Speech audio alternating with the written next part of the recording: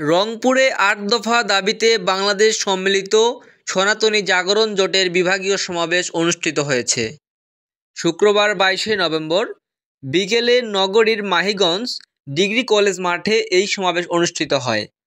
সমাবেশে জাতীয় হিন্দু মহাজোট ও সংখ্যালঘু মোর্চাসহ অন্যান্য সংগঠনের নেতাকর্মীরা অংশ নেন।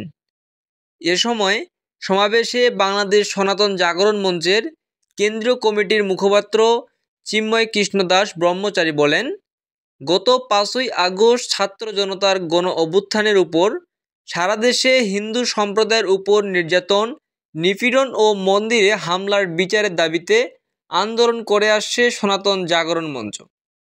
তিনি আরও বলেন, সনাতনীদের উপর হামলা ও নির্যাতন বন্ধ করে রাজনৈতিক দলগুলোকে পাশে থাকার আহ্বান, নয়তো আগামী দিনে আরও কঠোর আন্দোলনের ডাক আসতে পারে।